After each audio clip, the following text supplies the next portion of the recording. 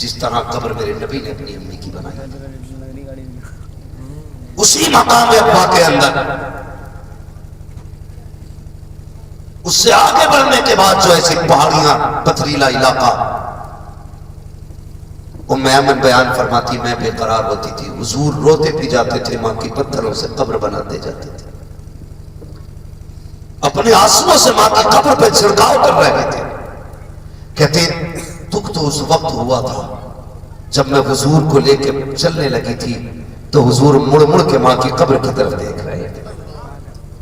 حضور مڑ مڑ کے ماں کی قبر دیکھ رہے تھے اللہ اکبر ام ایمن بیان فرماتی ہیں میں حضور کو لے کے سواری پہ بٹھا کے چلی جیسی میں اوپر سے نیچے اتری میں نے حضور کا ہاتھ چھوڑ دیا تھا تھوڑی دیر کے لیے مڑ کے پیچھے دیکھا محبوب نہیں تھے پھر میں بے قرار ہو گئی جنگل ہے شام ہے تنہائی ہے کہیں کوئی جانور تو آ کے نہیں لے گیا کسی شیر یا چیتے نے یا بھیڑیے نے تو حملہ نہیں کر دیا کہتی میں بے قرار ہو کے تلاش کرنے کے لیے پلٹی کہتی کلیجہ منہ کو آ گیا تھا جب میں مجھے ٹیلے پر چڑھی میں نے چل کے دیکھا محبوب ماں کی قبر سے لپٹ کے رو رہے تھے ماں کی قبر سے لپٹ کے رو رہے تھے اور تجھے کیا پتا ماں کیا ہوتی ہے تاریخ اٹھا کر کے دیکھو اللہ اکبر دعائیں کیا کرو خدا کرے کسی کی ماں دنیا سے نہ جائے سب ماں کے ساتھ زندگی گزارا کرو یار مرنا سبھی کو ہے موت آنی ہے لیکن ماں کے ساتھ زندگی گزارا کرو یار پیغمبر اسلام کی زندگی دیکھے حضرت ام ایمن کہتی ہے جب میں حضور کو لے کے مکہ شریف آئی ہوں ایک قیامت کا منظر تھا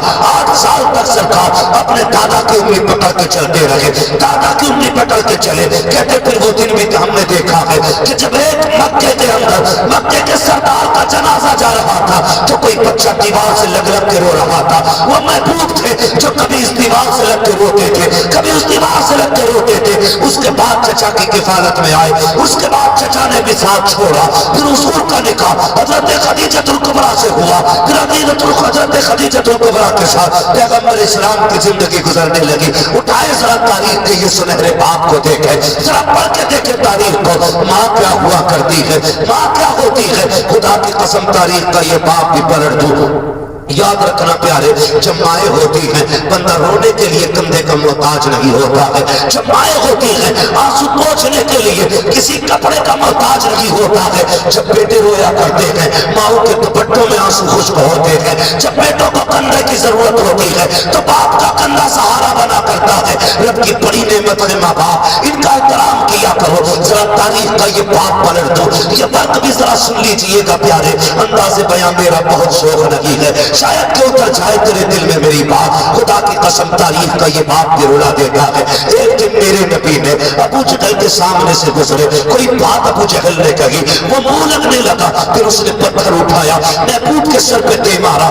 سرکار روتے ہوئے حرم شریف کے اندر تشریف لائے ہیں یہ تاریخ سبھی جانتے ہیں جب بچوں کو چوٹ لگتی ہے دوڑ کے ماں کے پاس جایا کرتے ہیں اپنی ماں سے شکایت کرتے ہیں اللہ اکبر میرے نبی گھر کی طرف نہیں آئے ہیں بلکہ حرم شریف کی طرف جاتے ہیں حرم شریف کے دروازے سے حضرت امیر حمزہ کی باندی کا گزر ہو جاتا ہے خاتمہ کا گزر ہوا اس نے روتے ہوئے محبوب کو دیکھا چہرہ خون میں تر کے گھر کے اندر آئی ہے اتنے میں حضور کے چچا شکار سے واپس آئے آنے کے بعد کہتے ہیں لاؤ کھانا دیا جائے تو باندی نے کہا خاتمہ نے کہ جناب غیرت آنی چاہیے کہا ہوا کیا ہے کہ تمہارے بھتیجے کو ابو جہل نے پتھر سے مارا ہے میں نے اس کو حرم میں روتے ہوئے دیکھا ہے اور تمہیں کھانا اچھا لگ رہا ہے اتنا سننا تھا اٹھے اپنی جگہ سے تلاش کیا ابو جہل کو جہاں ابو جہل ملا جہاں پہنچے تلوار کے کسرے سے جا کے اس کے سر پہ زور سے حملہ کیا اس کا سر پھٹا پھر پوچھا کوئی میرے بھتیجے کا پتہ بتائے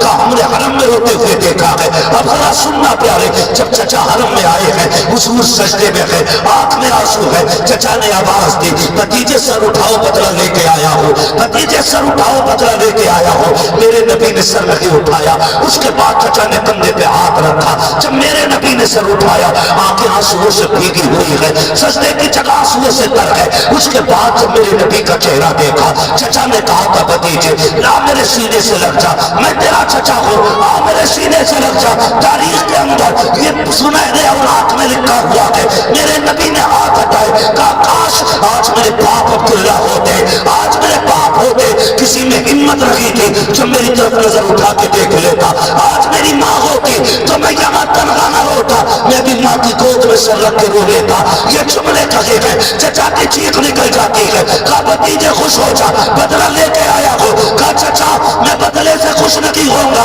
کہا پھر کیا چاہیے؟ کہا وہ کلمہ پڑھ لو جو رب نے مجھے لے کے دنیا میں بھیجا. نعرہ تکبیر,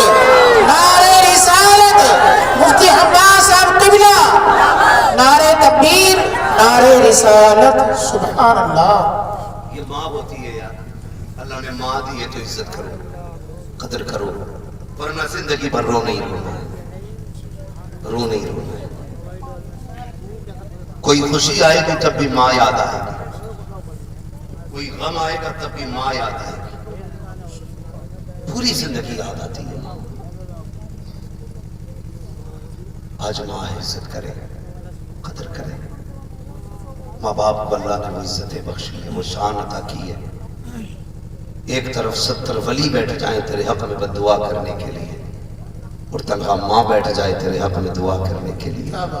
اللہ 70 ولیوں کی تو ٹال دیتا ہے, ایک ماں کی نہیں ٹالا کرتا ہے. ہاں, ماں کی خدمت کیا کرتا. کئی بار لوگ یہ بھی کہتے ہیں چلو اب ماں تو چلی گئی, اب کیا کرنا, تو پھر ایسی ہی محفلیں سجایا کرو ماں کی 20 سال سبحان اللہ, سبحان اللہ. ایسی محفلیں سجایا کرو. میں تو وسیم بھائی اکثر لوگ نا کئی بار مجھ سے کہتے ہیں پریشان ہو, میں سیدھی بات کہتا ہوں کہ پھر ماں سے دعا کرانا. کہتا ہے پھر کہ ماں نہیں ہے. میں کہتا ہوں جا قبرستان جا, وہ قبر میں لیٹی ہے, اسے تیرا انتظار ہے. جا کھڑا ہو قبر کے پاس, جا کے ہاتھ اٹھا, سورہ فاتحہ پڑھ, جو سورتیں یا آیتیں تجھے آتی ہیں وہ پڑھ, جو درود یا نعت تجھے آتا ہے وہ پڑھ. وہ پڑھنے کے بعد ماں کی روح کو بخش دے. تیری کوئی پریشانی ہے نا, ماں کی قبر پہ کہ امی پریشان ہو, دعا کر دینا. خدا کی قسم جتنے ماں باپ زندگی میں کام آیا کرتے ہیں اس سے بھی زیادہ مرنے کے بعد کام آیا. بے شک, بے شک, سبحان اللہ. لیکن ہمیں وقت ہی کہاں ماں باپ کی قبر پہ جانے کا, وقت ہی نہیں. سال میں 2 دن ایسے آتے ہیں جس میں جوان اکثر قبرستان جایا کرتا ہے, شب قدر اور شب برات. ان 2 راتوں میں اکثر نوجوان قبرستان جاتا ہے. لیکن یار کبھی کبھی تکلیف ہوتی ہے.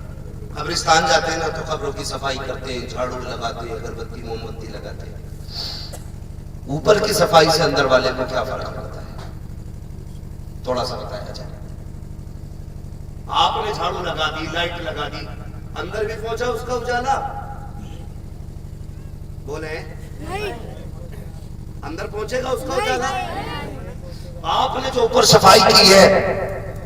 اس صفائی کا اثر نیچے پہنچے گا. تم بلب لگا کے, جھاڑو لگا کے, اگربتی لگا کے لوٹتے ہو, اندر سے ماں کہتی ہے پگلے یہ تو نے اپنی صفائی کی ہے, اوپر کا اجالے کا انتظام کیا, تھوڑا سا اندر بھی اجالا کر کے چلا جا. سبحان اللہ. وہ کیسے اجالا ہوگا؟ اس اجالے کا طریقہ یہ کہ بھلے اوپر اگربتی نہ لگا, اوپر چراغ نہ چلا, رب نے تجھے قرآن پڑھنے کی توفیق دی, ہاتھ اٹھا کے پڑھ لے, اور پھر اس کی روح کو بخش دے. اندر سے آواز آئے گی نادان ہے وہ لوگ جو اوپر چراغ جلاتے ہیں, میں کتنی نصیب والی ہوں جس نے قبر کے اندر چراغ کے لیے رب نے مجھے تیرے جیسا بیٹا دے دیا. سبحان اللہ. رب نے تیرے جیسا بیٹا. اندر کی روشنی کے لیے بھائی اندر کی فکر کیا کرو. ماں باپ کی قبر کے اندر اجالا کریں, قبر کے اندر اجالا کریں. تو اگر کوئی کام بگڑا ہوا چلتا ہے نا, میں نے وسیم بھائی کئی لوگوں کو بتایا حضرت جی, اور یہ میرا تجربہ بھی ہے, یہ میرا تجربہ میں نے دیکھا, جن لوگوں کو میں نے بتایا نا کہ ہر ہفتے ماں کے نام کی قرآن خوانی کرا, اللہ نے پھر ان کی مصیبتیں ٹال دی. سبحان اللہ, سبحان اللہ. ایک کہہ رہا اپنا مزار پہ چلے جاؤ, 40 دن اگربتی لگا کے آؤ, کام ہو جائے.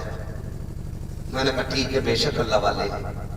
لیکن سب سے بڑا ولی تو گھر کے اندر لیٹا ہوا ہے. بوڑھا باپ سب سے بڑا ولی ہے تیرے حق میں. اس کے کمرے کا چراغ روز جلا دیا کر وقت سے, اللہ اس چراغ کی برکت سے تیرے نصیب کو روشن فرمائے گا. جاتے نا قبرستان بولو, اور جو نہیں جاتے ہیں نا بھائی تو پھر انہیں کندھے پہ لے جایا جاتا ہے. جو خود چل کے جاتے ہیں وہ پلٹ کے آ جاتے ہیں, جنہیں لے کے جایا جاتا وہ پلٹ کے نہیں آتے. اعلیٰ حضرت نے فرمایا ہائے غافل ہو کیا جگہ ہے جہاں 5 جاتے ہیں 4 پھرتے ہیں, جو تیرے در سے یار پھرتے ہیں, در بدر یوں ہی خار پھرتے ہیں, کوئی کیوں پوچھے تیری بات رضا، تجھ سے کتے ہزار پھرتے ہیں۔ یہ اعلیٰ حضرت سرکار نے فرمایا جایا کرو قبرستان، ماں کی قبر دیکھا کرو، بیٹھ جایا کرو۔ قبر کی حقیقت جانتے ہو کیا ہے؟ وسیم بھائی اپنی امی کی قبر پہ جائیں تو ایسا تو ہوگا نہیں قبرستان میں ایک ہی ماں ہوگی، بہت ساری مائیں لٹی ہیں نا، ہوتی ہیں کہ نہیں بھائی؟ بہت ساری مائیں قبرستان میں لٹی ہیں، تو جو کروٹ والی لوگ ہوتے ہیں نا وہ کہتے ہیں مبارک ہو